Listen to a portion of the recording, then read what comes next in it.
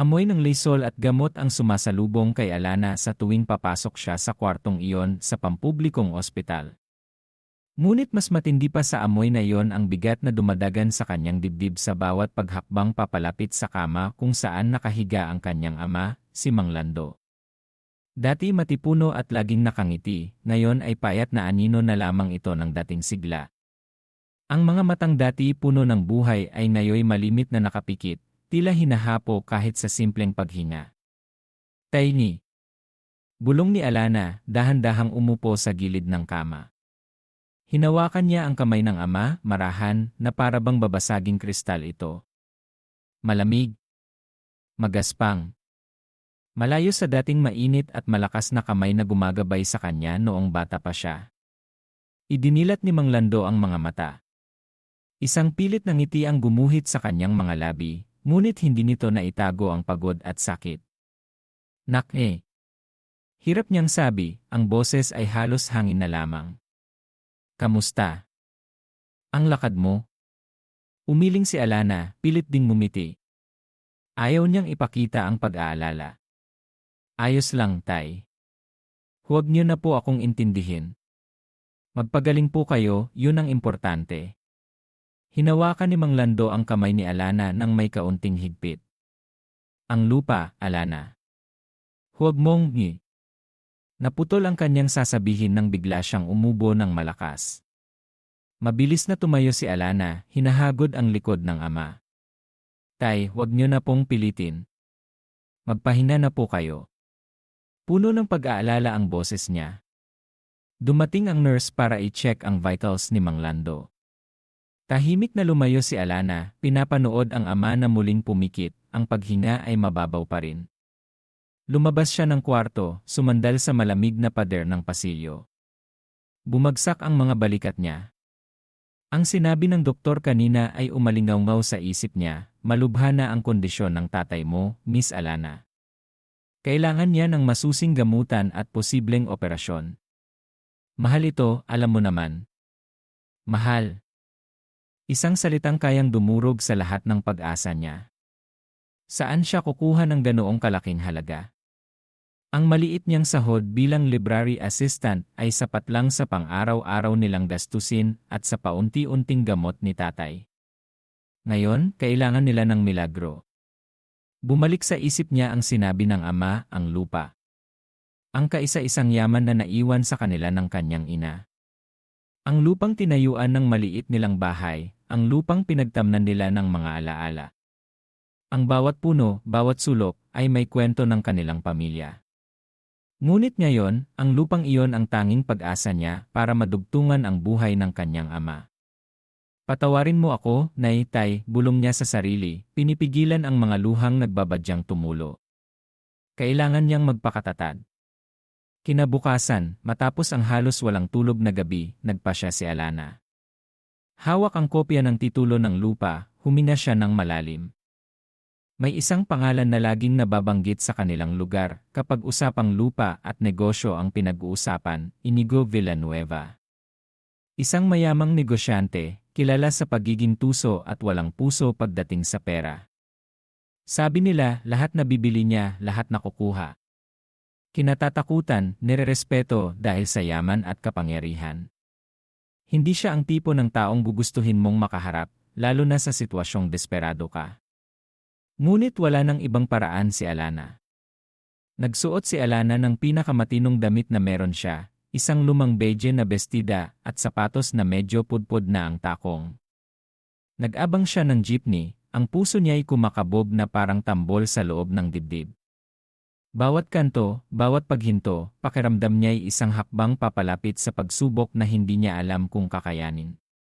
Ang opisina ni Inigo Villanueva ay nasa isang nagtataasang gusali sa puso ng Makati. Malayo sa simpleng buhay na kinalakihan ni Alana. Pagpasok pa lang niya sa lobby, pakiramdam niya ay nalulula siya sa karangyaan. Marmol na sahig, matataas na kisami, mga taong abala at mukhang importante. Tinuro siya ng guard papunta sa elevator na para lamang sa i. Nang bumukas ang pinto sa palapag ng opisina ni Inigo, isang babaeng naka-unipormeng pang-corporate ang sumalubong sa kanya. Miss Alana Reyes, tanong nito, may bahagyang pagtaas ng kilay habang sinusuri siya mula ulo hanggang paa. Tumango si Alana, lalong kinabahan. This way, please. And Villanueva is expecting you. Ang opisina ni Inigo ay malawak, may malaking bintanang salamin na tanaw ang buong syudad. Minimalist ang disenyo pero halatang mamahalin ang bawat kasangkapan. Nakaupo sa likod ng isang malaking mahogany desk si Inigo Villanueva, nakatalikod sa kanya, nakatanaw sa labas. Dahan-dahan itong umikot sa kanyang swivel chair. Tumama ang mga mata nila. Malamig. Kasing lamig ng bakal. Walang emosyon. Matikas ang tindig, matangos ang ilong, perpekto ang pagkakaayos ng buhok. Gwapo, hindi maikakaila, ngunit may aura siyang nagpapahiwatig ng panganib at pagiging dominante. Para siyang isang haring nakaupo sa trono, tinitingnan ang isang hamak na tagasunod. Miss Alana Reyes, sabi niya, ang boses ay baritono at walang bahid ng init. Hindi man lang siya umiti o nag-alok na umupo. Lilwa secretary told me you insisted on seeing me personally. About piece of land. Tumikim si Alana, pinipilit na kontrolin ang panginginig ng kanyang mga kamay. Inilapag niya ang folder na naglalaman ng mga dokumento sa ibabaw ng makintab na mesa. Oo po, Len Villanueva. Ito po yung titulo ng lupa namin sa probinsya. Nais ko po sanang ibenta sa inyo. Kinuha ni Inigo ang folder, binuklat ito ng walang interes. Ilang segundo lang niya itong tiningnan bago isinara at binalik sa mesa. I'm not interested in provincial lots unless they have significant development potential. This one, bahagya niyang itinuro ang folder, is sentimental value at best for you, but practically useless for anyway business. Parang binuhusan ng malamig na tubig si Alana. Ito na nga ba ang sinasabi niya? Pero, sir. Baka po pwedeng pag-isipan nyo. Kahit po mas mababang halaga ay. Desperadong sabi niya, ang boses ay nagmamakaawa na. Kailangan ko po talaga ng pera. Ang tatay ko po, nasa ospital. Tinitigan siya ni Inigo, ang mga mata ay tila tumatagos sa kaluluwa niya. Walang awa, walang simpatsya. Everyone needs money, Miss Reyes. Your personal problems are not my concern. Napakagatlabi si Alana. Ramdam niya ang pag-init ng kanyang mga mata. Hindi. Hindi siya iyak sa harap ng lalaking ito. Hihingi na lang siya ng paumanhin at aalis na sana nang biglang magsalita ulit si Inigo. However, sabi niya, bahagyang sumandal sa kanyang upuan, pinagkrus ang mga braso. May kakaibang kislap sa kanyang mga mata ngayon, isang kalkuladong tingin. Perhaps there's another way you can get the money you need. A way that might benefit both of us. Kumulot ang noo ni Alana. Ano ang ibig niyang sabihin? Ano po yun, sir? Tumayo si Inigo, lumakad paikot sa kanyang mesa hanggang sa mapunta ito sa harapan ni Alana. Matangkad siya, at pakiramdam ni Alana ay lalo siyang lumiit sa harap nito. Ang presensya nito ay nakaka-intimidate. I need a wife, diretsahang sabi ni Inigo, ang boses ay walang pag-aalinlangan. A temporary one. It's a contractual wife. Nanlaki ang mga mata ni Alana. Tama ba ang narinig niya? Asawa. Pipo. Asawa. Hindi ko po maintindihan. It's simple, Miss Reyes, paliwanag ni Inigo, ang tono ay parang nagpapaliwanag ng isang business deal. I need to present a wife to my family, particularly to my grandfather, for reasons you don't need to know. You need money for your father's hospital bills. Provide the funds you desperately need, enough to cover everything, plus more for your security. In return, you marry me. We stay married for a year, maybe two. After the contract ends, we get a quiet annulment. You walk away with the money, free to live your life. I get what need from the arrangement. Natulala si Alana. Hindi makapaniwala sa narinig. Isang kasunduan? Isang peking kasal. Para siyang nasa loob ng isang pelikula. Ito ba talaga ang nangyayari? Tinignan niya ang malamig na mukha ni Inigo. Seryoso ito. Walang bahid ng pagbibiro. Pero bakit ako? Halos pabulong niyang tanong. Marami namang ibang babae dyan. Bakit ako? Isang bahagyang ngisi, malamig pa rin, ang sumilay sa labi ni Inigo. Because you're desperate, Miss Reyes. You came here ready to sell a piece of your soul, that land. This is just a different kind of transaction. You seem harmless enough. Presentable with a little polish. And most importantly, lumapit pa ito ng bahagya, ang mga mata ay nakatitig sa kanya, you need me. That makes you predictable. Manageable. Pakiramdam ni Alana ay nasusuka siya. Ang paraan ng pagsasalita nito, ang pagtrato sa kanya na parang isang bagay na bibilhin. Ngunit sa likod ng galit at pagkainsulto, nandoon ang katotohanan, desperada siya. Ang imahe ng kanyang ama sa ospital, ang salitang mahal na sinabi ng doktor, ang kawalan ng ibang pagpipilian. Hindi ko po alam, nauutal niyang sabi. Nanginginig ang buong katawan niya. Think about it, Miss Reyes, sabi ni Inigo, bumalik na ito sa likod ng kanyang mesa. This is a much better deal than selling your precious land for pittance. I'll give you until tomorrow morning to decide. Louis' secretary will give you a private number. Call me with your answer. Itinuon na nito ang pansin sa mga papeles sa mesa, senyales na tapos na ang kanilang pag-uusap. Parang lutang na lumabas si Alana sa opisina ni Inigo Villanueva. Hawak ang calling card na may numero nito, pakiramdam niya ay hawak niya ang isang granada na maaaring sumabog anumang oras. Peking kasal. Sa isang lalaking kasing lamig ng yelo, arogante, at walang pakialam sa kanya, kundi bilang isang kasangkapan. Ngunit ang mukha ng kanyang ama ang nasa isip niya. Ang buhay nito ang nakataya. Pag-aasawa sa isang estranghero o ang unti-unting pagkawala ng kanyang ama. Anong pagpipilian ang meron siya? Habang sakay ng jeep pabalik, ang ingay ng kalsada ay hindi marinig ni Alana. Tanging ang tibok ng kanyang puso at ang bigat ng desisyong kailangan niyang gawin ang umuuko pa sa kanyang isipan. Ang simula ng isang kasunduang mapait, ang simula ng isang buhay na hindi niya kailanman pinangarap.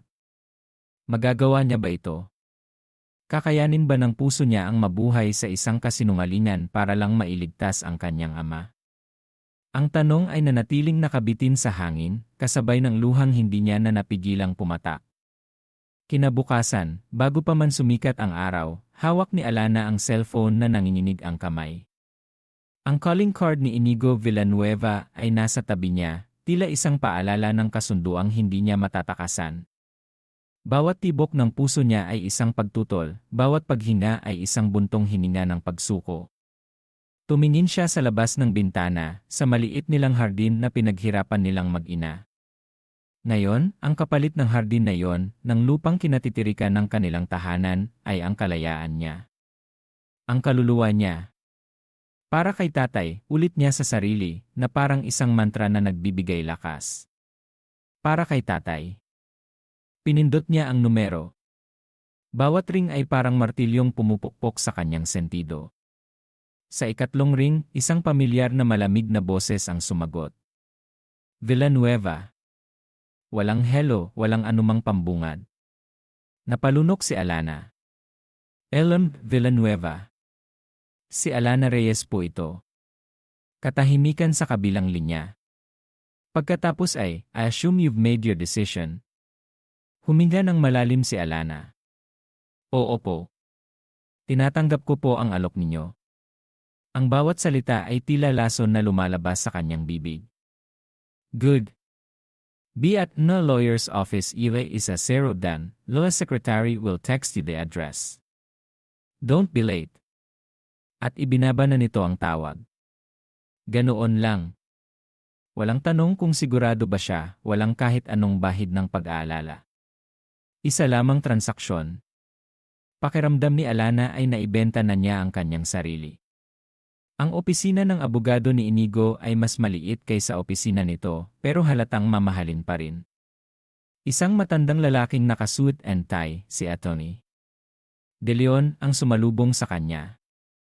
Nandoon na si Inigo, nakaupo na tila kanina pa naghihintay, walang mababakas na emosyon sa mukha.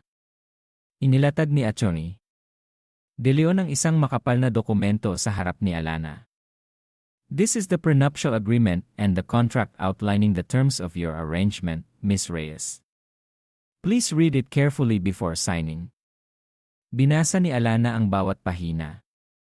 Nakasaad doon ang lahat, ang haba ng kasal, 2 taon, ang buwan ng allowance na matatanggap niya, ang malaking halaga na idedeposito sa isang account para sa pagpapagamot ng kanyang ama, agad-agad pagkatapos ng kasal. Ang mga kondisyon ng kanilang pagsasama, walang pakikialam sa personal na buhay ng isa't isa, pagpapakita ng pagiging mag-asawa sa harap ng pamilya ni Inigo at sa publiko kung kinakailangan, at ang kasunduan sa annulment pagkatapos ng kontrata. Nakalagay din doon ang isang confidentiality clause, hindi siya pwedeng magsalita tungkol sa arrangement kahit kanino. Kapag nilabag niya ito, may kaukulang parusa. Bawat salita ay parang tinik na tumutusok sa kanyang puso. Isa itong kontrata ng pagpapanggap, isang legal na dokumento na gagawing bihag ang kanyang buhay sa loob ng 2 taon. Tumingin siya kay Inigo, na matyagang naghihintay, ang mga mata ay nakapokus sa kanya, mapanuri. May tanong ka ba, Miss Reyes? Tanong ni Inigo, ang tono ay businesslike pa rin. Umiling si Alana, pinipigilan ang panginginig ng kanyang mga labi. O wala po. Kinuha niya ang ballpen na iniabot ni Atty. De Leon. Sa huling pagkakataon, sumagi sa isip niya ang pag-atras. Ngunit ang imahe ng kanyang ama, mahina at nangangailangan, ang nagtulak sa kanya. Pumirma siya. Ang pirma niya ay tila selyo sa kanyang kalayaan. Pagkatapos niyang pumirma na rin si Inigo. Pagkatapos ay iniabot ni Atty. De Leon ang isang bank book kay Alana. The initial funds for your father's medical expenses have been transferred, as agreed. Binuksan ni Alana ang bank book. Ang halagang nakasulat doon ay higit pa sa inaasahan niya. Sapat para sa operasyon, gamot, at recovery ng kanyang ama. Sa kabila ng pait, isang maliit na bahagi niya ang nakaramdam ng kaunting ginhawa. Ito ang dahilan kung bakit niya ginagawa ito. May kasal na magaganap sa susunod na linggo. Civil rights lang. Simple, mabilis, sabi ni Inigo, tumatayo na. Pagkatapos noon, lilipat ka na sa bahay ko. Nila's secretary will coordinate with you regarding the details. For now, you may go. Parang pinapalayas siya. Tumango lang si Alana, kinuha ang kanyang kopya ng kontrata at ang bank book, at mabilis na umalis sa opisina. Paglabas niya, doon lang niya naramdaman ang bigat ng kanyang ginawa. Napasandal siya sa pader ng hallway, napahawak sa kanyang dibdib. Tapos na. Naisuko ko na. Ang kasal ay naganap eksakto tulad ng sinabi ni Inigo, mabilis, simple, at walang emosyon. Sa isang maliit na kwarto sa City Hall, kasama lang ang abogado nila at 2 testigo na hindi nila kilala. Walang puting bestida, walang bulaklak, walang pamilya. Nang sabihin ng judge na you may now kiss the bride, isang sandali ng awkward na katahimikan ang namagitan sa kanila ni Inigo. Bahagya lang nitong idinampi ang labi sa kanyang pisngi, malamig at mabilis, na parang isang obligasyon lang na kailangang tapusin. Iyon na ang simula ng kanilang pagiging mag-asawa. Ang paglipat ni Alana sa bahay ni Inigo ay isa pang pagsubok. Ito ay isang modernong penthouse unit sa isang mamahaling condominium building na may tanawin ng buong lungsod. Malinis, malawak, ngunit walang init. Puro puti, itim at abo ang kulay. Walang personal na gamit na nakakalat, walang litrato ng pamilya. Para itong isang showroom, hindi isang tahanan. This will be your room, sabi ni Inigo, binubuksan ang pinto ng isang kwartong kasing laki ng buong bahay nila sa probinsya. May sarili itong banyo at walk-in closet. You have your own space. I expect you to respect mine. Salamat, mahinang sagot ni Alana. May mga rules tayo dito, dagdag ni Inigo, humarap sa kanya. Una, walang bisita maliban kung may permiso ko. Pangalawa, huwag mong gagalawin ang mga gamit ko sa opisina ko dito sa bahay. Pangatlo, kapag may mga event na kailangan nating daluhan bilang mag-asawa, aabisuhan kita. Mag-aayos ka dapat ng naayon. Pang-apat, tumigil ito at tinitigan siya, huwag kang masyadong magtanong tungkol sa personal kong buhay. This is a business arrangement, let's keep it that way. Tumango lang si Alana. Bawat rule ay parang karagdagang reha sa kanyang kulungan. Ang mga unang linggo ng kanilang pagsasama ay puno ng tensyon at hindi pag-imikan. Magkasama sila sa iisang bubong, ngunit parang hangin lang sila sa isa't isa. Ang mga pagkain ay madalas na tahimik. May kasambahay si Inigo, si Manang Celia, na siyang naghahanda ng pagkain. Siya lang ang tanging taong nakakausap ni Alana ng medyo maluwag sa loob ng bahay na yon. Minsan, sinusubukan ni Alana na maglagay ng maliit na florera na may bulaklak sa sala para kahit papaano'y magkaroon ng kulay ang lugar. Ngunit kinabukasan wala na ito roon. Alam niyang si Inigo ang nagpalipat. Minsan, nagluluto siya ng paborito niyang sinigang, ang amoy ay kumakalat sa buong unit. Ngunit hindi ito ginagalaw ni Inigo sa hapagkainan. Masakit pero pinipilit niyang huwag ipakita. Isang gabi, nagising si Alana sa isang malakas na kalabog mula sa kwarto ni Inigo. Sinundan ito ng mga ungol na parang nasasaktan. Nag-aalangan man, dahan-dahan siyang lumabas ng kwarto at lumapit sa pinto ni Inigo. Bahagyang nakaawang ito. Sumilip siya. Nakita niya si Inigo na nakaupo sa gilid ng kama, hawak ang kanyang ulo, ang paghinga ay mabilis at malalim. Pawisan ang kanyang noo, at may bakas ng takot sa kanyang mga mata. Isang emosyong hindi pa niya nakikita dito dati. May binubulong ito, mga salitang hindi niya maintindihan, pero puno ng pait. Hindi ko sinasadya. Patawad. Napaatras si Alana, ang puso niya'y biglang kumabog ng kakaiba. Sino ang kausap nito? Anong hindi niya sinasadya? Bago pa siya makapag-isip, biglang tumingin si Inigo sa direksyon ng pinto. Nagtama ang kanilang mga mata. Ang takot ay biglang napalitan ng galit at pagkagulat. Anong ginagawa mo dyan? Sigaw nito, ang boses ay puno ng pagbabanta. Mabilis na umatras si Alana. Narinig ko kasing may kumalabog. Akala ko kung ano ni. Get out. I told you to respect and lay privacy, galit na sabi ni Inigo, tumatayo na. Hindi na naghintay si Alana. Mabilis siyang bumalik sa kanyang kwarto, isinara ang pinto, at napasandal dito. Nanginginig siya, hindi lang sa takot kundi sa pagkalito. Ano ang nakita niya? Ang imahe ni Inigo na mukhang nasasaktan at natatakot ay hindi maalis sa isip niya. Ibang-iba ito sa malamig at aroganteng lalaking kilala niya. May tinatago ba itong mas malalim na sugat? Ngunit mabilis niyang iwinaksi ang pag-iisip na yon. Huwag kang magpadala, Alana, sabi niya sa sarili. Kahit ano pa ang nakaraan niya, hindi nito mababago ang katotohanan na ginagamit ka lang niya. Isa lang itong kasunduan. Kinabukasan, mas malamig pa sa dati ang pakikitungo ni Inigo. Hindi man lang siya tinitingnan nito sa mata. Ang insidente noong gabi ay hindi na nila pinag-usapan, ngunit nag-iwan ito ng panibagong layer ng tensyon sa pagitan nila. Patuloy ang mga araw na magkasama sila sa bahay, pero magkaiba ang mundo. Patuloy ang pagtitiis ni Alana, ang pagkuyom ng kamao sa tuwing nararamdaman niya ang lamig at pagwawalang bahala ni Inigo. Patuloy din ang paglitaw ng mga tanong sa isip niya tungkol sa lalaking pinakasalan niya dahil sa isang kasunduan. Ang kasunduan ay mapait at ang pagsasama nila ay lalong nagiging komplikado. Hindi niya alam kung hanggang kailan niya ito kakayanin, ngunit sa ngayon, kailangan niyang magpatuloy, dala-dala ang bigat ng kanilang kasunduan sa pait. Lumipas ang mga linggo na tila mga aninong nagdaraan lamang sa loob ng penthouse unit. Ang lamig sa pagitan nina Alana at Inigo ay nanatili, ngunit may mga maliliit na siwang na unti-unting nagpapakita ng bahagyang liwanag, mga liwanag na pilit iwinawaksi ni Alana. Ngunit hindi niya mapigilang mapansin. Isang umaga, nagising si Alana na masama ang pakiramdam.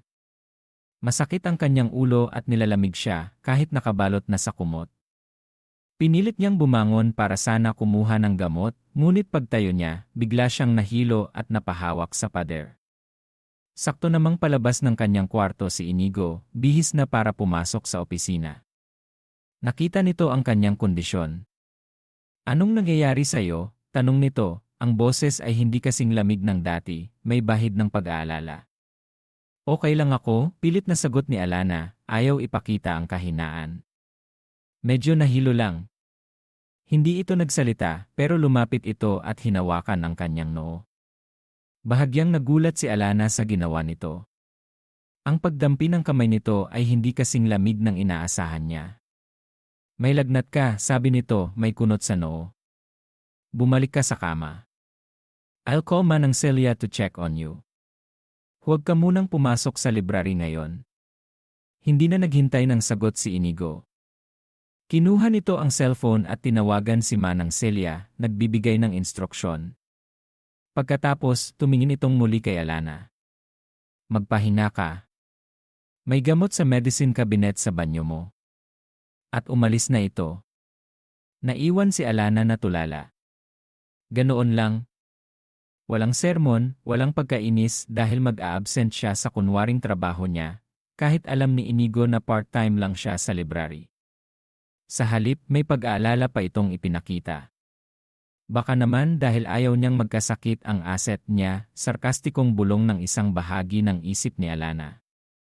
Ngunit hindi niya maikaila ang kakaibang pakiramdam na iniwan ng sandaling iyon. Nang araw na iyon, maalaga si Manang Celia sa kanya. Nagdala ito ng lugaw, gamot at maligamgam na tubig. Nang tanungin niya kung si Inigo ba ang nag-utos ng lahat, tumango lang ang matanda na may kasamang makahulugang ngiti. May isa pang pagkakataon nang minsang pinatawag sila ng lolo ni Inigo, si Don Gregorio Villanueva, para sa isang family dinner. Kinakabahan si Alana. Ito ang unang pagkakataon na haharap siya sa pamilya nito bilang asawa niya. Alam niyang mapanuri ang mga ito at hindi basta-basta tumatanggap ng tagalabas. Sa loob ng sasakyan papunta sa mansyon ng mga Villanueva, hindi mapakali si Alana. Pinaglalaruan niya ang laylayan ng kanyang bestida, isang simpleng navy blue dress na pinili ni Inigo para sa kanya. "Relax," biglang sabi ni Inigo, hindi nakatingin sa kanya, nakapokus sa daan. "Just follow and lead. Be polite, answer when spoken to, but don't volunteer information." Paano kung hindi nila ako magustuhan? Hindi napigilang tanong ni Alana.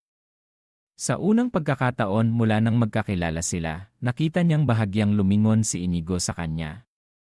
May kakaiba sa mga mata nito. "It doesn't matter if they like you or not. You are their wife. They will respect that." May diin ang huling mga salita. Hindi ito tunog pagbabanta kundi isang kasiguraduhan.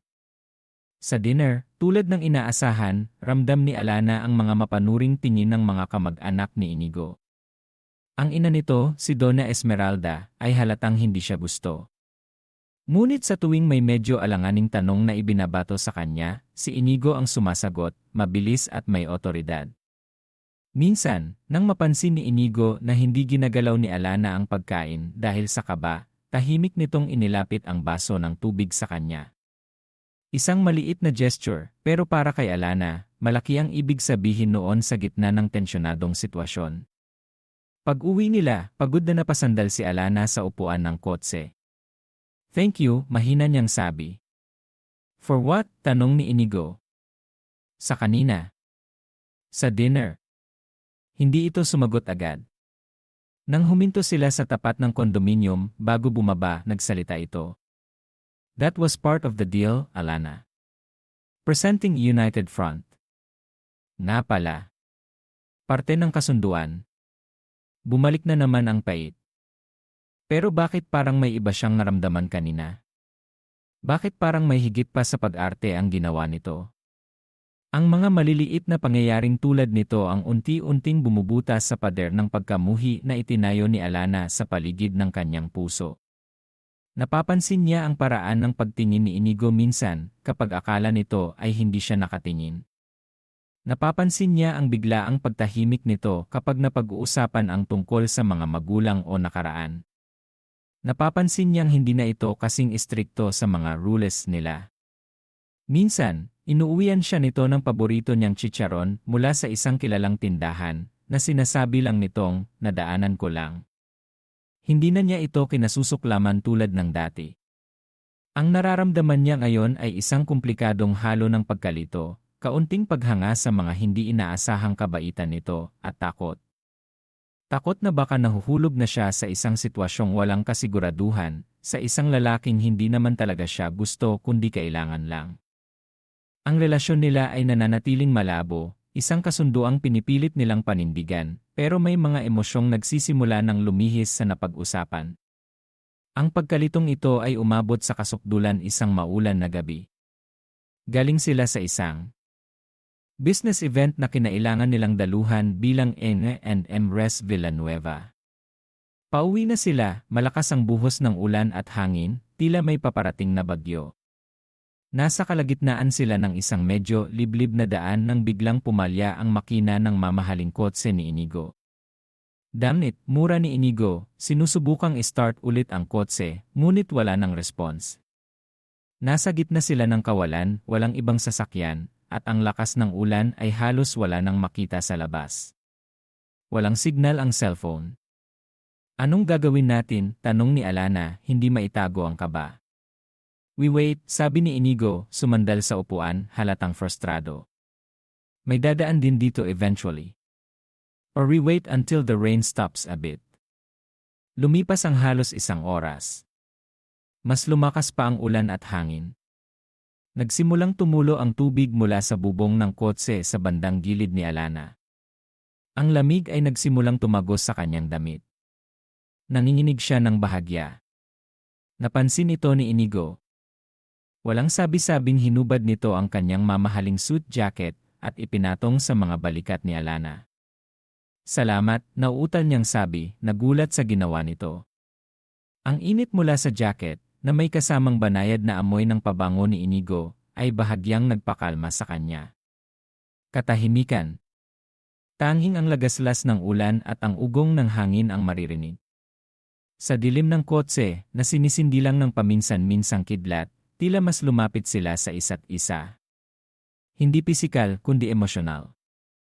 Ang mga pader na itinayo nila ay tila pansamantalang gumuho dahil sa sitwasyon. Biglang kumidlat ng napakalakas, sinundan ng isang nakakabinging kulog. Napasigaw si Alana at hindi sinasadyang napahawak ng mahigpit sa braso ni Inigo. Nagulat siya sa sariling reaksyon, at mas nagulat siya nang hindi ito umangal o lumayo. Sa halip, naramdaman niya ang bahagyang paghigpit ng mga daliri nito sa braso niya, na parabang sinasabing, nandito lang ako. Nang kumalma na siya ng kaunti, dahan-dahan niyang inalis ang kamay niya, nahihiya. Sorry, bulong niya. Hindi sumagot si Inigo pero hindi rin ito lumayo. Nanatili silang magkalapit, ang katahimikan ay nababalot ng kakaibang tensyon. Hindi ito ang tensyon ng pag-aaway o ng pagkailang, kundi tensyon ng mga damdaming hindi masabi, ng mga tanong na walang sagot. Bakit mo to ginagawa, Inigo? Hindi na napigilang itanong ni Alana, ang boses ay halos pabulong sa gitna ng ingay ng ulan. Itong peking kasal. Bakit kailangan mong magpakita ng asawa sa lolo mo? Matagal bago sumagot si Inigo. Nakatingin lang ito sa harap, sa walang katapusang buhos ng ulan sa windshield. Nang magsalita ito, ang boses niya ay mababa at may bahid ng lungkot. Lilwe grandfather, he built everything our family has from scratch. His one condition for me to fully inherit the company, his legacy is for me to settle down. To show him I'm capable of commitment, of building a own family, not just empires. Humina ito ng malalim. He thinks I'm too focused on work, too cold. He wants to see me happy, I guess. Or at least stable. Pero bakit hindi ka nalang humanap ng totoong mapapangasawa, usisa ni Alana. Isang mapait na tawa ang kumawala kay Inigo. Love. Commitment. Those things are complicated, Alana. Messy. I tried it once. It didn't end well. May pait sa kanyang boses, isang pait na tumagos kay Alana. This arrangement it's cleaner. Less risk of getting hurt. Again. Biglang nagkaroon ng linaw ang ilang bagay para kay Alana. Ang lamig niya, ang pag-iwas niya sa emosyon. May pinagdaanan siyang masakit. Kaya ba ganito siya? Kaya ba mas pinili niya ang isang kasunduan kaysa isang totoong relasyon? Hindi na malaya ni Alana na nakatitig na pala siya kay Inigo. Sa liwanag ng isa pang kidlat, nakita niya ang lungkot sa mga mata nito, ang bakas ng nakaraang sakit na pilit nitong itinatago sa likod ng malamig na maskara. Sa sandaling iyon, hindi ang aroganteng si Inigo Villanueva ang nakita niya, kundi isang lalaking sugatan. Isang hindi maipaliwanag na damdamin ang umusbong sa puso ni Alana. Hindi ito awa kundi pag-unawa. O baka higit pa roon? Nahihirapan siyang pangalanan ito. Ang alam niya lang, sa gitna ng bagyo, sa loob ng nakaparadang kotse, may nabuong koneksyon sa pagitan nila, isang koneksyong pareho nilang hindi inaasahan at marahil ay hindi pa handang harapin. Nang humina na ang ulan at may dumating na tulong, isang tow truck na nakontak pala ni Inigo gamit ang satellite phone na laging nasa kotse nito, parang bumalik sila sa dati nilang mga sarili. Ngunit may nagbago na. Ang mga tingin nila sa isa't isa ay may halong ibang kahulugan. Ang katahimikan ay hindi na kasing bigat ng dati. Pagdating nila sa penthouse, pagod at medyo basa pa rin, nagkatinginan sila sa may pintuan ng kani-kanilang kwarto.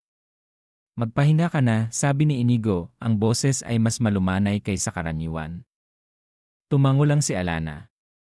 Bago siya pumasok sa kanyang kwarto, hindi niya napigilan ang sarili. Inigo. Lumingon ito. Salamat sa jacket. Isang tipid na tango lang ang isinagot nito bago pumasok sa sariling kwarto. Napasandal si Alana sa pinto ng kanyang silid. Ang puso niya ay gulong-gulo. Ang mga damdamin niya para kay Inigo ay hindi na simpleng pagkamuhi o pagkalito. May iba nang nabubuo. Ngunit ang tanong ay nananatili, ito ba ay simula ng pag-ibig o isa lamang ilusyon na dulot ng kanilang malapit na pagsasama at ng mga sandaling kahinaan? Pag-ibig na walang hanggan? O isang damdaming mapanganib na kailangan niyang iwasan? Ang mga araw pagkatapos ng gabing iyon sa kotse ay naging mas komplikado para kay Alana. Ang imahe ni Inigo na nagpapakita ng kahinaan, ang init ng jacket nito sa kanyang mga balikat, ang hindi sinasadyang paghawak niya sa braso nito, lahat ay naglalaro sa kanyang isipan na parang sirang plaka. May nabago sa kanya, isang bagay na hindi niya gustong aminin. Ang pader na itinayo niya laban dito ay nagsimulang magkaroon ng mga bitak, at natatakot siyang tuluyan itong gumuho. Hindi pwede, mariing sabi niya sa sarili isang umaga habang nagtitimpla ng kape sa malawak at tahimik na kusina. Si Inigo ay nasa kabilang dulo ng dining table, nagbabasa ng business reports sa kanyang tablet, tila wala sa paligid. Kasunduan lang ito, Alana. Isang arrangement. Ginagawa mo to para kay tatay. Huwag mong kakalimutan yon. Kailangan niyang ibalik ang distansya. Kailangan niyang protektahan ang sarili niya mula sa posibilidad na masaktan. Dahil alam niyang sa huli, ang lahat ng ito ay matatapos. Aalis siya, at si Inigo ay magpapatuloy sa buhay nito na parang walang nangyari. Ang mahulog sa kanya ay parang pagtalon sa bangin ng walang kasiguraduhan kung may sasalo. Kaya sinimulan niyang umiwas. Hindi na siya sumasabay dito sa almusal kung maaari. Nagdadahilan siyang maaga ang pasok niya sa library o may kailangan siyang bilhin. Kapag nasa bahay ito, nananatili siya sa kanyang kwarto, nagbabasa o nagkukunwaring may ginagawa. Kapag nagkakasalubong sila sa pasilyo, isang tipid na tango o ngiti lang ang binibigay niya at nagmamadaling umalis. Pinilit niyang ibalik ang dating formalidad sa kanilang pag-uusap, tinatawag itong en Villanueva, paminsan-minsan, kapag may ibang tao, kahit pa sinabi na nitong Inigo na lang ang itawag niya. Napansin ito ni Inigo. Noong una, tila walang epekto ito sa kanya. Nanatili itong abala sa trabaho, malamig pa rin ang pakikitungo. Ngunit habang tumatagal, may mga pagkakataong nahuhuli siya ni Alana na nakatingin sa kanya ng may pagtataka o bahagyang pagkunot ng noo. Isang gabi, umuwi si Alana mula sa pagdalaw sa kanyang ama sa ospital, na unti-unti nang bumubuti ang kalagayan salamat sa tulong pinansyal ni Inigo. Pagod siya at medyo nalulungkot dahil namimiss na niya ang buhay nila noon. Pagpasok niya sa unit, nadatnan niya si Inigo sa sala, nanonood ng balita. "Good evening," bati ni Alana, akmang didiretsyo na sa kanyang kwarto. "Kumusta ang tatay mo?" tanong ni Inigo, hindi inaalis ang tingin sa natigilan si Alana. Bihira itong magtanong tungkol sa personal niyang bagay, lalo na sa ama niya. O okay naman po siya. Medyo nanghihina pa rin pero sabi ng doktor, maganda raw ang progress niya. "That's good," sabi lang nito. Akala ni Alana ay tapos na ang usapan, ngunit nagsalita ulit ito. "Manang Celia prepared dinner. Sabayan mo na ako." Hindi ito tanong, kundi isang utos na may bahid ng pakiusap. Nag-alangan si Alana. Gusto niyang tumanggi, ngunit may kung anong pumigil sa kanya. Marahil ay ang pagod o ang katotohanang nagugutom na rin siya. "Sige," mahina niyang sagot. Tahimik silang kumain. Ngunit hindi ito ang dating hindi komportableng katahimikan. May ibang bigat ito ngayon. Maya-maya, inilapag ni Inigo ang kanyang kubyertos. "Is there a problem, Alana?" diretsahang tanong nito, nakatingin sa kanya. Nabigla si Alana sa tanong. "Problema? Wala naman. You've been avoiding me." Napayuko si Alana, hindi makatingin sa mga mata nito. "Hindi po. Busy lang po talaga ako sa library at sa pag-aasikaso kay tatay." "Busy," may bahid ng sarkasmo sa boses nito. "Or are you deliberately putting distance between us again? Akala ko ba napag-usapan na natin to?" "Wala po tayong dapat pag-usapan, yan Villanueva," mabilis niyang sagot, ginamit ang formal na tawag para iparamdam ang distansya. "Isa lang po itong kasunduan. Ginagampanan ko lang ang parte ko." Nakita ni Alana ang pag-igting ng panga ni Inigo. "Kasunduan," ulit nito, ang salita ay tila may mapait na lasa. "Right. The agreement." Tumayo ito bigla. "Fine. Kung yan ang gusto mo." Tinalikuran siya nito at pumasok sa kanyang opisina sa loob ng unit, malakas na isinara ang pinto. Naiwan si Alana sa hapagkainan, ang pagkain ay tila nawalan na ng lasa. Nasaktan ba niya ito? O nagalit lang dahil hindi siya sumusunod sa inaasahan nito? Bakit ba siya apektado? Dapat ay masaya siya dahil naitaboy niya ito, hindi ba? Pero bakit parang may kirot siyang nararamdaman?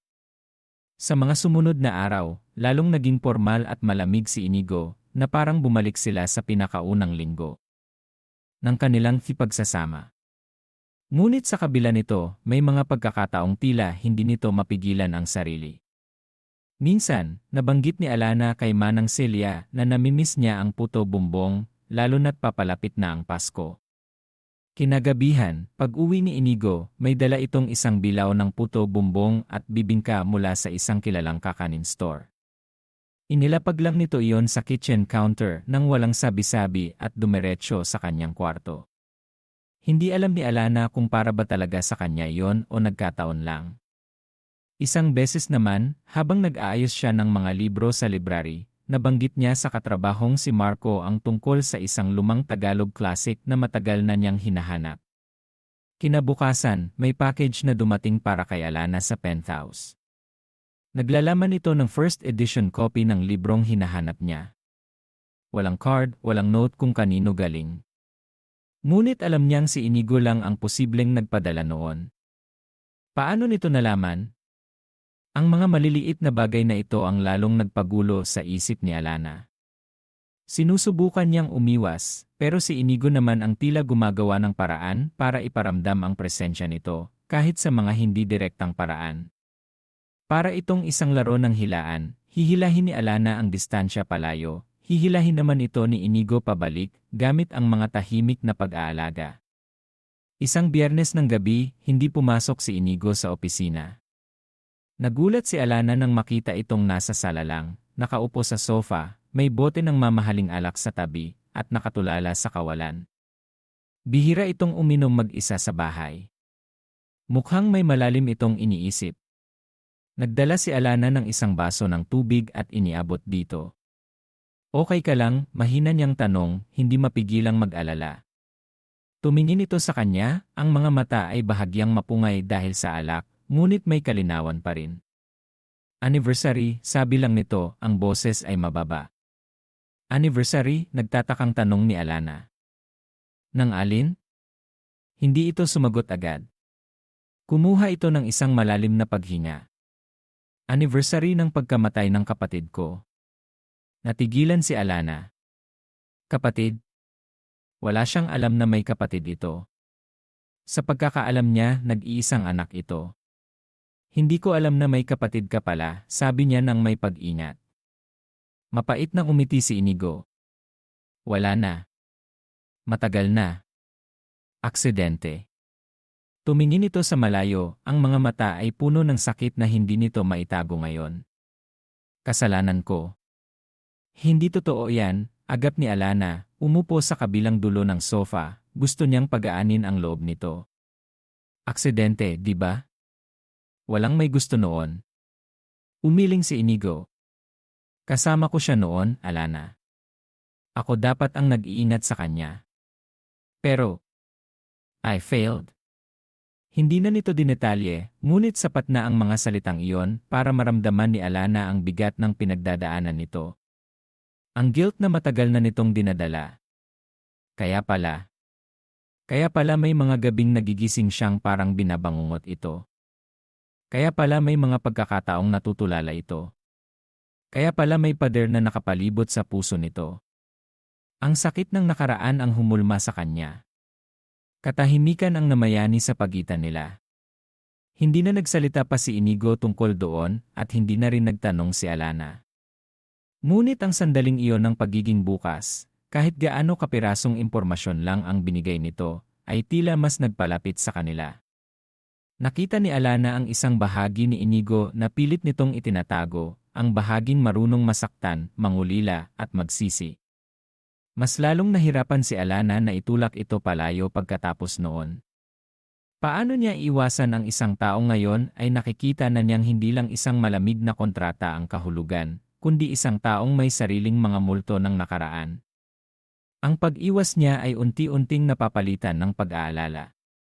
Ang galit ay napapalitan ng pag-unawa. Ngunit kasabay nito ang lalong lumalalim na tanong, itong nararamdaman ba niya ay tunay na pagmamahal na nagsisimulang umusbong? O isa lamang itong natural na reaksyon ng pakikisama at awa dahil sa mga nalaman niya? Obligasyon ba niya bilang asawa sa kasunduan na alagaan ito, o kusa na itong nanggagaling sa puso niya? Ang pag-ibig at ang sakripisyo ay nagsimulang maghalo sa kanyang isipan. Ang pag-iwas sa pag-ibig ay hindi na kasing dali tulad ng inaakala niya. Dahil ang taong iniiwasan niya ay siya ring taong unti-unti niyang nakikilala at, marahil, nauunawaan. Ang paggaling ni Mang Lando ay tila liwanag na unti-unting tumataboy sa dilim na bumabalot sa buhay ni Alana. Bawat ulat mula sa doktor na nagsasabing palakas na ito, bawat pagdalaw niya kung saan masigla na itong nakikipagkwentuhan, ay nagdudulot ng hindi matatawarang saya sa kanyang puso. Ang kasunduan nila ni Inigo, kahit gaano kapait, ay nagbunga ng pinakamahalagang bagay para sa kanya, ang kaligtasan ng kanyang ama. Ngunit kasabay ng liwanag na ito ay ang pag-usbong ng panibagong dilim sa ibang anyo, ang sarili niyang naguguluhang puso. Hindi na niya maitatanggi.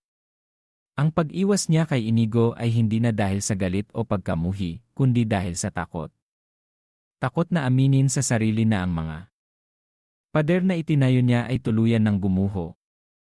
Ang mga sandali ng pag-aalala nito, ang mga hindi sinasadyang pagpapakita nito ng kabaitan, ang mga nasilip niyang bahagi ng nakaraan nito, lahat ay umukit ng puwang sa puso niyang hindi niya inaasahang mapupunan ng isang estranghero, ng isang taong binayaran niya para magpanggap.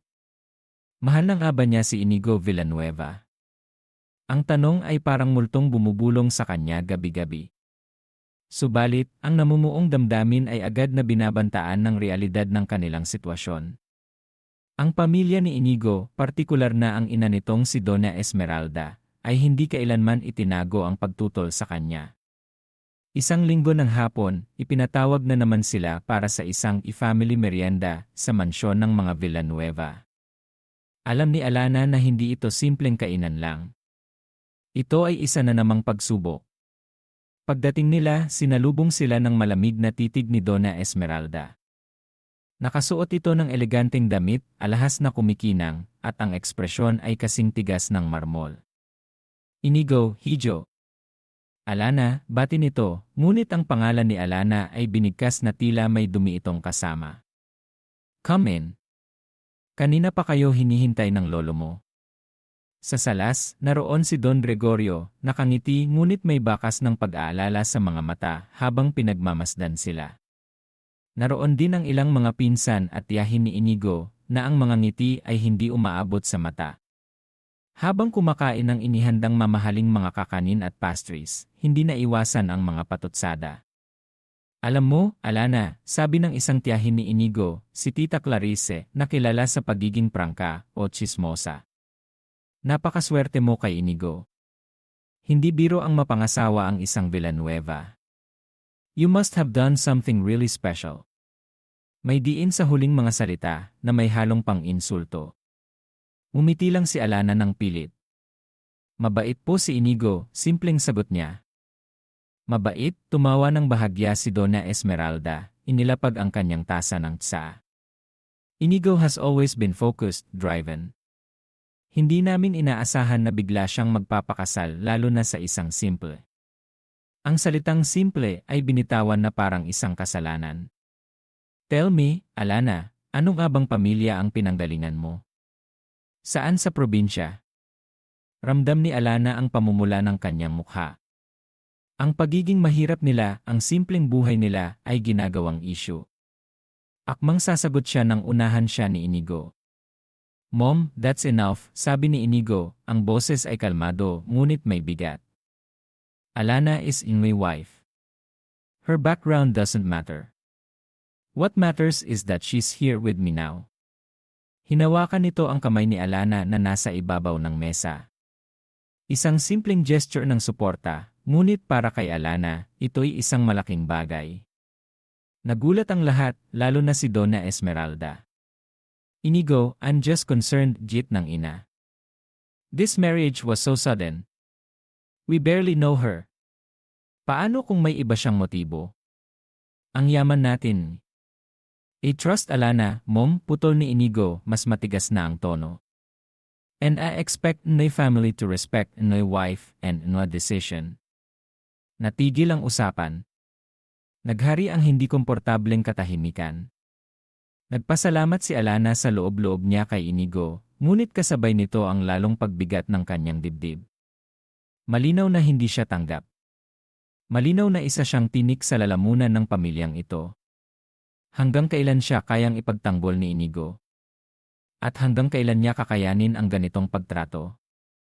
Pakiramdam niya ay hinihila siya sa dalawang magkaibang mundo, ang mundo ng simpleng pangarap niya para sa kanyang ama, at ang magulo at mapanghusgang mundo ng mga Villanueva. Ang sitwasyon ay lalo pang naging komplikado nang biglang may dumating na hindi inaasahang bisita sa isang charity ball na dinaluhan nila ni Inigo makalipas ang ilang linggo.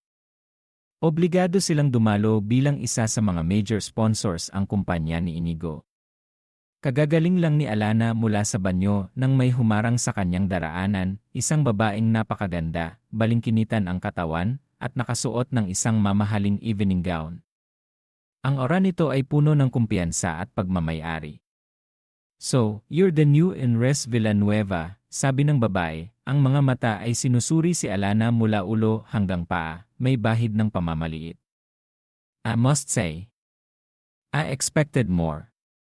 Kumulot ang noo ni Alana. Hindi niya kilala ang babae. Excuse me. Mariana, pakilala ng babae, inilahad ang kamay na may mamahaling singsing. Mariana Legarda. Inigo and I, we go way back. May pilyang ngiti sa kanyang mga labi. Hindi inabot ni Alana ang kamay nito. Mariana. Ito ba ang babae mula sa nakaraan ni Inigo? Ang dahilan ng pait na narinig niya sa boses nito noon? Ang babaeng sinasabi nitong didn't end well. I see you're quite possessive of Eli. Replacement, patuloy ni Mariana, hindi apektado sa pagtanggi ni Alana. Don't worry, hindi ako nandito para manggulo. Well, not yet anyway. Tumawa ito ng mahina. I just wanted to see for myself kung sino ang ipinalit sa akin ni Inigo. At mukhang temporary lang naman ito, di ba? Kumindat ito kay Alana. Nanlamig si Alana. Alam ba ni Mariana ang tungkol sa kasunduan? O nanghula lang ito? Paano? Hindi ko alam ang sinasabi mo, matigas na sagot ni Alana, pinipilit magpakatatag. Oh, really? Lumapit pa si Mariana, bumulong na tanging si Alana lang ang makakarinig. A little bird told me things, darling. About a desperate girl needing money for her sick father, and a cold businessman needing a convenient wife. Sounds familiar. Parang binuhusan ng yelo si Alana. Paano nalaman ni Mariana? Sino ang nagsabi sa kanya? Ang sekretong pinakaiingat-ingatan nila ni Inigo ay nasa panganib na mabunyad. At ang babaeng ito, na halatang may malaking parte pa rin sa nakaraan ni Inigo, ay handang gamitin iyon laban sa kanila. Stay away from us, mariing sabi ni Alana, ang boses ay nanginginig sa galit at takot. Hollywood hamon ni Mariana, ang mga mata ay naglalaro. Inigo is mine. He always has been. This little charade of yours won't last. Mark in my words. Tinalikuran nito si Alana at lumakad palayo, iniwan siyang nanginginig at gulong-gulo ang isip. Mabilis na hinanap ni Alana si Inigo sa gitna ng maraming tao. Nakita niya itong kausap ang ilang mga business associates. Nang magtama ang kanilang mga mata, agad napansin ni Inigo ang pagkabalisa sa mukha ni Alana. Nagpaalam ito sandali sa mga kausap at mabilis na lumapit sa kanya. What's wrong? Tanong nito, hinawakan siya sa braso. Si Mariana Legarda. Kinausap niya ako, nauutal na sabi ni Alana. Alam niya, Inigo. O parang alam niya tungkol sa kasunduan natin.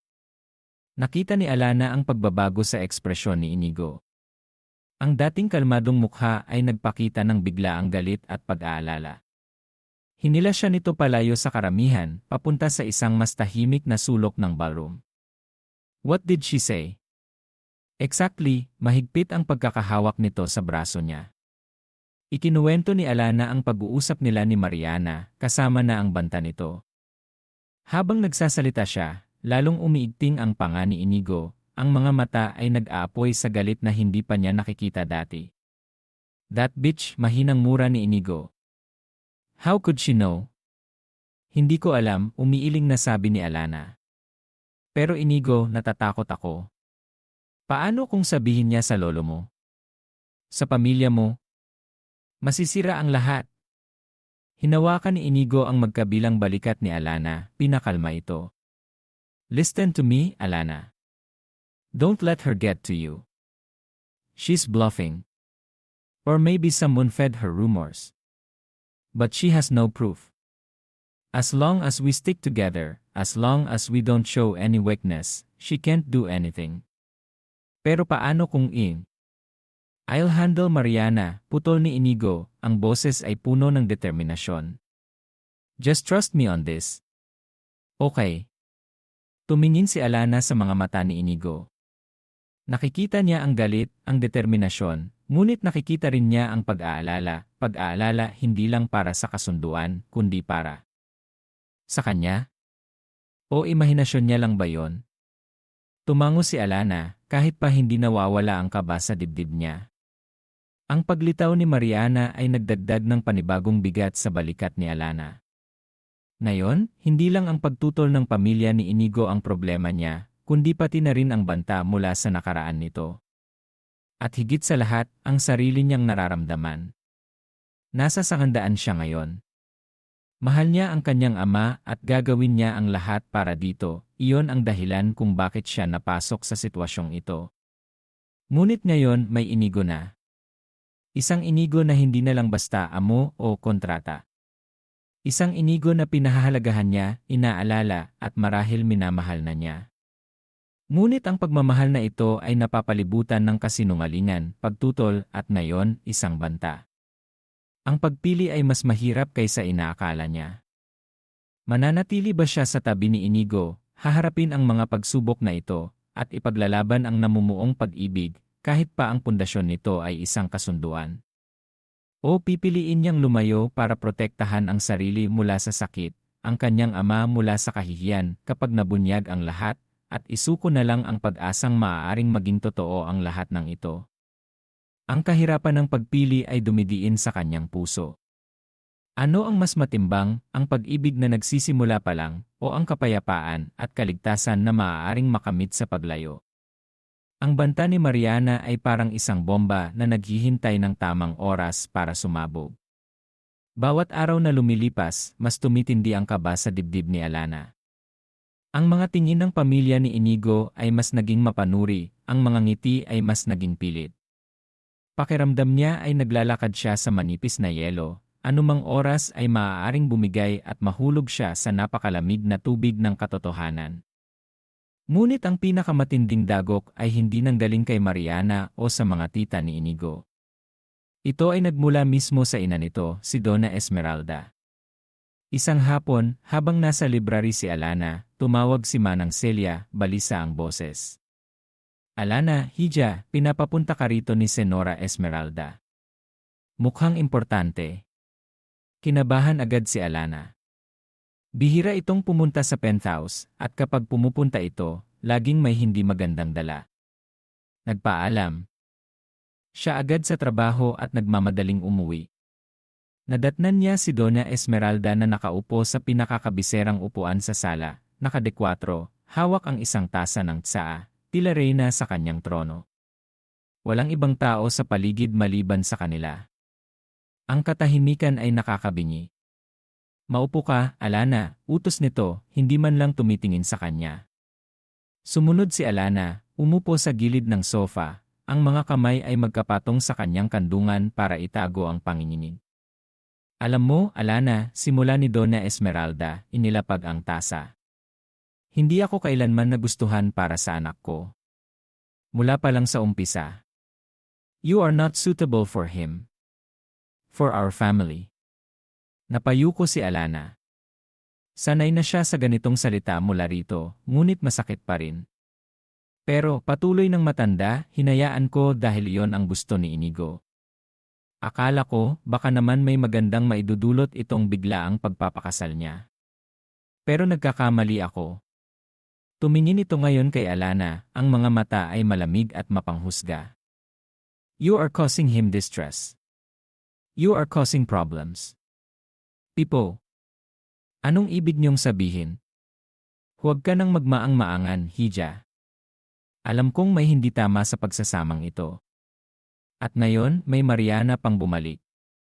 Nakikita ko ang stress sa anak ko. Dahil sa'yo. Dahil sa komplikasyong dala mo. Pero mahal ko po si Inigo, hindi napigilang sabi ni Alana, kahit alam niyang walang patutunguhan ang pag-amin na ito sa harap ng ina nito.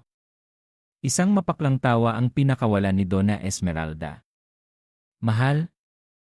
Huwag mo akong lokohin, Alana.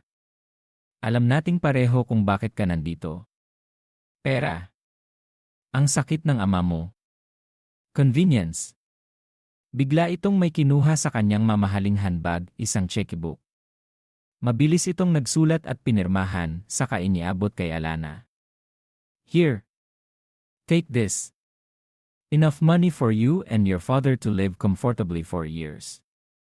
Layuan mo na ang anak ko. Bumalik ka na sa probinsya nyo. Kalimutan mo nang naging parte ka ng pamilyang ito. Natulala si Alana sa cheque na nasa harap niya.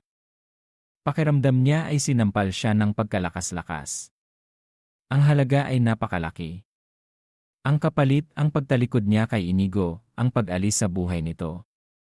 Para siyang binibili ulit, tinatapatan ng presyo ang kanyang pagkatao at ang nararamdaman niya. Hindi ko po matatanggap yan, mariing sabi ni Alana, tinutulak palayo ang tseke. Ang mga luha ay nagbabadyang tumulo. Don't be stupid, girl, sigaw ni Donna Esmeralda, na wala na ang pagkakalmado. This is your chance. Kunin mo na to bago pa malaman ng lolo niya ang totoo. Kapag nangyari yon, wala kang makukuha. Kahihiyan lang ang mapapala mo at ng pamilya mo. Sakto namang bumukas ang pinto ng elevator at pumasok si Inigo. Mukhang galing ito sa isang meeting, medyo magulo ang buhok at nakaluwag ang kurbata. Natigilan ito nang makita ang ina at si Alana at ang tseke na nasa pagitan nila. Agad niyang nabasa ang tensyon sa hangin. Mom! What's going on here? Tanong ni Inigo, lumapit sa kanila, ang boses ay nagbababala. Inigo, Hijo! Mabutit dumating ka, sabi ni Donna Esmeralda, tumatayo. Pinapaliwanag ko lang dito kay Alana na mas makakabuti kung aalis na siya. Binibigyan ko na nga siya ng pabaon para hindi na siya mamroblema pa. Enough, Mom, putol ni Inigo, ang galit ay malinaw na sa kanyang mukha. Tumingin ito kay Alana na umiiyak na ngayon ng tahimik. Nakita niya ang tseke. What is this? Inigo, ginagawa ko lang to para sa'yo.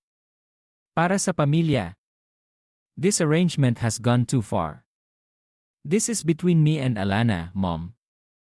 Get out, sigaw ni Inigo, itinuro ang pinto. Nagulat si Donna Esmeralda sa pagsigaw ng anak, ngunit hindi ito natinag. Fine. Pero kapag nalaman to ng lolo mo, huwag mong sabihing hindi kita binalaan. Kinuha nito ang bag at nagmamartsa palabas ng unit. Nang makalabas ang ina, humarap si Inigo kay Alana.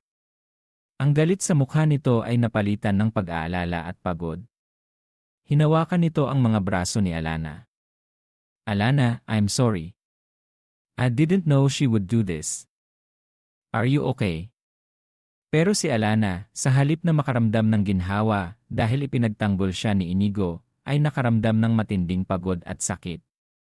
Ang mga salita ng ina ni Inigo, ang tseke, ang patuloy na pagiging arrangement lang ng lahat, parang hindi na niya kaya. Kailangan niyang marinig mula mismo kay Inigo kung ano ba talaga siya dito. Inigo, sabi niya, humihikbi, hanggang kailan? Hanggang kailan tayo magpapanggap? Hanggang kailan ako magiging kasunduan lang? Natigilan si Inigo. Tila hindi niya inaasahan ang tanong. Alana, alam mo namang hindi na lang yun. Hindi na lang ano, putol ni Alana, ang sakit ay bumabalot sa kanyang boses. Kasi sa tuwing kaharap mo ang pamilya mo, ang naririnig ko lang ay arrangement, deal. Kahit ipagtanggol mo ako, nararamdaman kong isa pa rin akong problema na kailangan mong i-manage. Pagod na ako, Inigo. Pagod na akong umasa na baka totoo na to. Alana ni. Sinubukang hawakan ni Inigo ang mukha niya pero umiwas siya. Kailangan ko nang umalis, sabi ni Alana, pinupunasan ang mga luha. Ang desisyon ay nabuo na sa gitna ng sakit. Hindi ko na kaya. Masasaktan lang ako lalo. Masasaktan lang tayo pareho. No. Don't say that, sabi ni Inigo, may desperasyon sa boses nito. We can fix this. I can fix this. Umiling si Alana. Hindi mo na kailangang ayusin, Inigo. Siguro hanggang dito na lang talaga. Salamat sa lahat ng tulong mo kay tatay. Habang buhay kong tatanawin yun na utang na loob. Pero hindi ko na kayang ipagpatuloy ito. Tinalikuran niya si Inigo at mabilis na pumasok sa kanyang kwarto. Iniwan itong tulala at hindi makapaniwala sa sala. Isinara niya ang pinto at doon ibinuhos ang lahat ng kanyang iyak. Masakit. Sobrang sakit. Pero alam niyang ito ang kailangan niyang gawin. Para sa sarili niya. Para sa kapayapaan niya. Kinabukasan, habang nasa opisina si Inigo, tahimik na inimpek ni Alana ang kanyang mga gamit. Kaunti lang naman ang mga ito. Iniwan niya ang mga damit at alahas na binili ni Inigo para sa kanya. Ang dinala lang niya ay ang mga personal niyang gamit at ang mga alaala, masakit man o hindi. Nag-iwan siya ng isang maikling sulat sa ibabaw ng kanyang kama. Inigo, patawad kung kailangan kong umalis. Hindi ko na kaya. Salamat sa lahat. Sana mahanap mo ang totoong kaligayahan na hindi nabibili o napipilit. Alana, umalis siya sa penthouse na mabigat ang puso, walang lingon likod. Dumiretso siya sa ospital para bisitahin ang kanyang ama. Masigla na ito at malapit nang ma-discharge. Hindi niya sinabi dito ang buong katotohanan, sinabi lang niyang kailangan muna niyang umuwi sa probinsya para ayusin ang bahay nila. Pagdating niya sa kanilang simpleng bahay sa probinsya, niyakap siya ng pamilyar na katahimikan. Ngunit ang katahimikan ay hindi nagdulot ng kapayapaan, kundi ng mas malalim na kalungkutan. Bawat sulok ng bahay ay nagpapaalala sa kanya ng mga panahong simple lang ang buhay bago dumating si Inigo. Ngayon, ang imahe ni Inigo, ang malamig nitong mga mata na natutunaw minsan, ang mga hindi inaasahang kabaitan, ang sakit na nakita niya dito, ay hindi maalis sa isip niya. Sinubukan niyang maging abala, naglinis ng bahay, nagtanim sa hardin, ngunit gabi-gabi, ang alaala ni Inigo ang kanyang kayakap. Mahal niya pa rin ito sa kabila ng lahat. Samantala, sa Maynila, si Inigo ay parang nawalan ng direksyon. Nang makita niya ang sulat ni Alana, gumuho ang mundo niya. Ang pagkawala ni Alana ay nag-iwan ng butas sa buhay niyang hindi niya inaakalang posible. Sinubukan niyang tawagan ito, ngunit hindi na nito sinasagot. Nagtangka siyang hanapin ito, ngunit hindi niya alam kung saan sa probinsya ito umuwi. Sa unang pagkakataon, naramdaman ni Inigo ang tunay na takot, ang takot na tuluyan nang mawala si Alana sa buhay niya. Ang kasunduan, ang mana, ang kumpanya, lahat ay nawalan ng halaga. Si Alana lang ang gusto niya. Ngayon niya lang natanto ng buo kung gaano niya ito kamahal. Lumipas ang ilang linggo. Nagpatuloy ang buhay, ngunit pareho silang hindi buo. Si Alana ay pilit na nagpapatatag sa probinsya, habang si Inigo ay lalong naging malamig at malayo sa lahat sa Maynila, maliban sa paghahanap ng paraan para mahanap si Alana. Hanggang isang araw, gamit ang koneksyon niya, nahanap ni Inigo ang eksaktong address ni Alana. Hindi siya nag-atubili. Agad siyang bumiyahe. Hapon na nang marating ni Inigo ang maliit na bayan ni Alana. Tanaw niya ang simpleng bahay na may maliit na hardin sa harap. At nandoon si Alana, nagdidilig ng mga halaman, nakasuot ng simpleng duster, ang buhok ay nakapusod lang. Sa paningin ni Inigo, siya ang pinakamagandang babae sa mundo. Bumaba si Inigo ng kotse. Napatingin si Alana sa dumating na sasakyan. Nang makita niya kung sino ito, nabitawan niya ang hawak na pandilig. Nanigas siya sa kinatatayuan, ang puso niya ay kumakabog ng sobrang lakas. Lumapit si Inigo, ang mga mata ay nakatuon lamang kay Alana. May bahid ng pagod, pagsisisi, at matinding pagmamahal sa kanyang mga mata. Tumigil ito ilang hakbang ang layo mula kay Alana. Alana, sabi niya, ang boses ay garalgal, puno ng emosyon. Please talk to me. Hindi makapagsalita si Alana. Ang lahat ng sakit, ng paungulila, ng pag-ibig na pilit niyang itinatago ay bumalik lahat. I was wrong, Alana, patuloy ni Inigo, lumuluhod na ang mga mata. I was a coward. Natakot akong aminin, kahit sa sarili ko, kung gaano kakahalaga sa akin. Natakot akong masaktan ulit. Pero mas masakit pala yung mawala ka. Lumapit pa ito. The deal, the arrangement that was just my excuse. An excuse to have you near me. Because from the moment I saw you, kahit gaano ko identity, may nagbago na sa akin. Nagsimula ng tumulo ang mga luha ni Alana. I love you, Alana, sabi ni Inigo, ang bawat salita ay puno ng katapatan. Mahal na mahal kita. Hindi bilang isang kasunduan, hindi bilang isang asawa sa papel. Mahal kita bilang ikaw. Please, give me another chance. Let me prove it to you. Let me love you for real this time. Nakaharap sila sa isa't isa, ang hangin ay puno ng hindi masabing emosyon. Ang sakit ng nakaraan at ang pag-asa para sa hinaharap ay nagbabanggaan. Ang pagpapatawad ay hindi madali, Ngunit ang pag-ibig na nararamdaman nila para sa isa't isa ay hindi maitatanggi.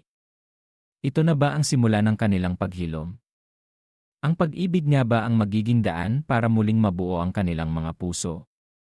Nakatayo si Alana sa harap ni Inigo, ang mga luha ay patuloy na dumadaloy sa kanyang mga pisngi, ngunit hindi na lamang ito luha ng sakit, kundi pati na rin ng pagkalito at isang maliit na binhi ng pag-asa na pilit niyang pinipigilan.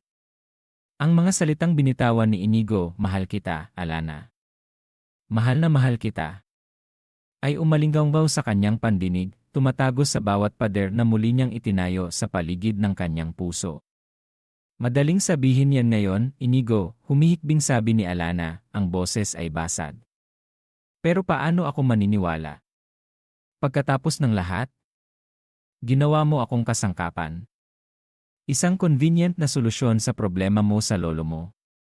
Pinaniwala mo akong wala kang pakialam. Tapos ngayon, umiling siya. Hindi ko alam kung kaya ko pang magtiwala. Alam ko, malumanay na sagot ni Inigo, hindi inaalis ang mga mata sa kanya, hinahayaan siyang ilabas ang lahat ng sakit. Alam kong nasaktan kita ng sobra. At wala akong ibang masisisi kundi ang sarili ko. Ang pride ko. Ang takot ko. Pero Alana, ang sakit na nararamdaman ko noong nawala ka mas matindi pa iyon sa kahit anong takot na naramdaman ko noon. Doon ko naintindihan. Hindi ko kayang mabuhay nang wala ka. Lumapit pa ito ng isang hakbang. Gusto sana itong hawakan ni Inigo, pero pinigilan nito ang sarili, iginagalang ang espasyo ni Alana. Hindi ko hinihiling na kalimutan mo agad lahat. Handa akong maghintay.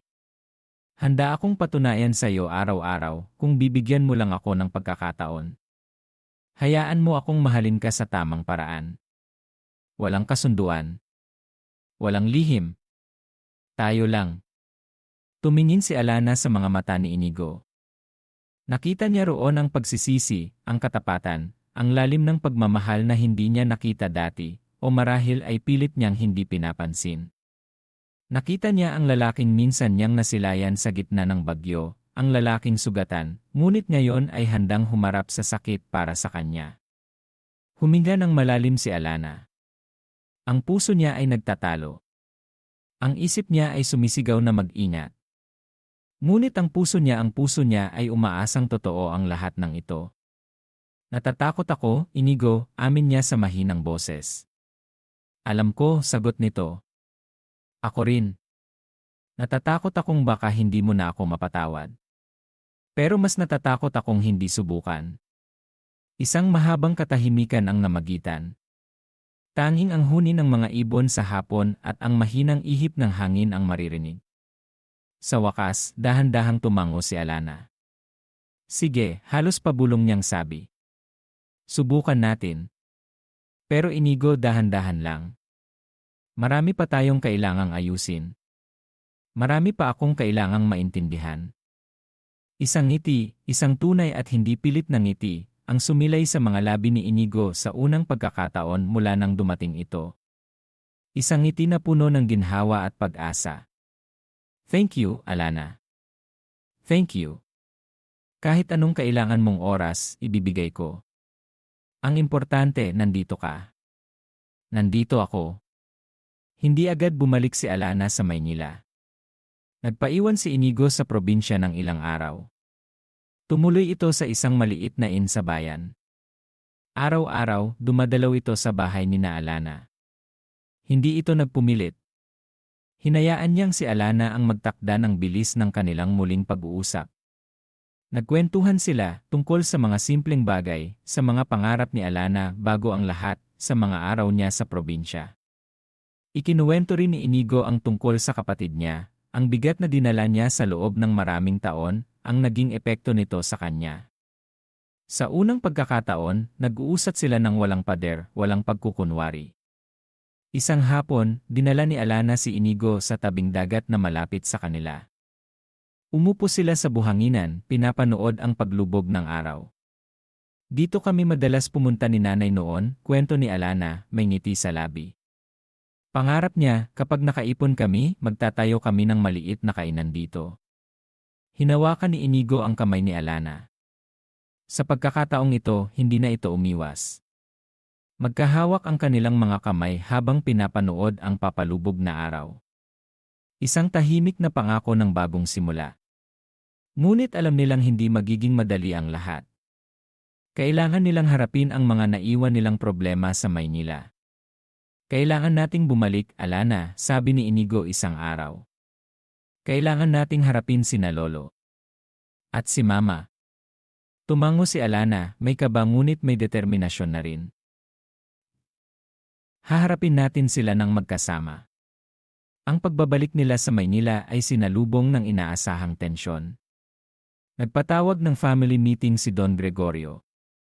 Naroon ang buong pamilya, kasama si Donna Esmeralda na halatang nagpipigil ng galit, at si Mariana, na hindi inaasahang naroon din, may mapanuyang ngiti sa labi.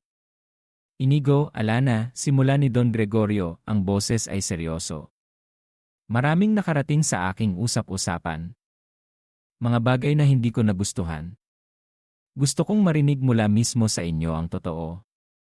Huminga ng malalim si Inigo, hinawakan ang kamay ni Alana. Lolo, Mama. Tutupo. Nagsimula kami ni Alana sa isang kasunduan. Isang kolektibong gasp ang narinig sa silid. Si Donna Esmeralda ay napahawak sa dibdib.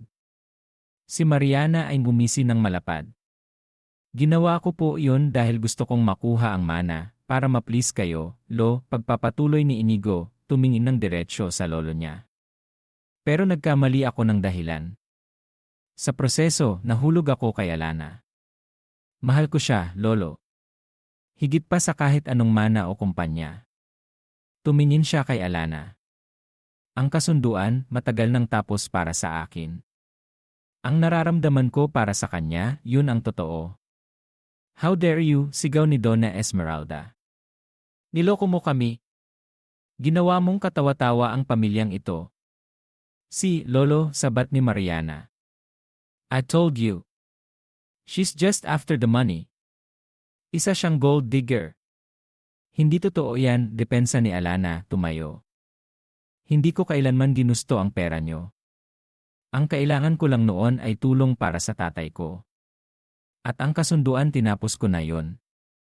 Bumalik ako dahil... Tumingin siya kay Inigo dahil mahal ko rin siya. Handa akong talikuran ang mana, Lolo, matigas na sabi ni Inigo. Kung ang kapalit ng pagtanggap nyo kay Alana bilang tunay kong asawa, bilang parte ng pamilyang ito, ay ang kumpanya ibibigay ko. Si Alana ang pipiliin ko. Natigilan ang lahat. Maging si Don Gregorio ay nagulat sa sinabi ng apo. Tinitigan niya si Inigo pagkatapos ay si Alana. Nakita niya ang determinasyon sa mga mata ng apo, ang katapatan sa mga mata ni Alana, at ang pagmamahal na namamagitan sa kanila. Matagal bago nagsalita si Don Gregorio. Ang yaman, Inigo, nawawala. Ang kumpanya, pwedeng bumagsak. Pero ang tunay na pagmamahal, yun ang pundasyon ng isang pamilya. Yun ang totoong legacy. Tumingin siya kay Donna Esmeralda. Esmeralda, your son has finally found someone who makes him genuinely happy, someone he's willing to fight for. Isn't that what we always wanted? Tumingin siya kay Mariana. At ikaw, Hija, sabi niya kay Mariana, ang nakaraan ay nakaraan na. Huwag mo nang guluhin ang buhay ng apo ko. Isang senyas mula kay Don Gregorio, at pinalabas ng mga security ang nagpupuyos sa galit na si Mariana. Humarap muli si Don Gregorio kina Inigo at Alana. Hindi ko gusto ang paraan ng pagsisimula nyo. Pero nakikita ko ang katotohanan sa mga mata nyo ngayon. Patunayan nyo. Patunayan nyong karapat-dapat kayo sa pagmamahal na yan. Umiti ito ng bahagya. Welcome to the family, officially, Alana. Naiyak si Alana sa narinig. Niyakap siya ni Inigo ng mahigpit. Si Donna Esmeralda ay nanatiling tahimik, ngunit wala na ang dating tigas sa kanyang mukha, napalitan ito ng komplikadong emosyon, marahil ay simula ng pagtanggap. Ang mga sumunod na buwan ay naging panahon ng paghilom at pagbuo ng tunay na relasyon. Lumipat sila sa isang mas maliit na bahay, mas simple, mas komportable, isang tahanan na pinili nilang dalawa. Si Inigo, habang nananatiling ay natutong magbalanse ng trabaho at personal na buhay.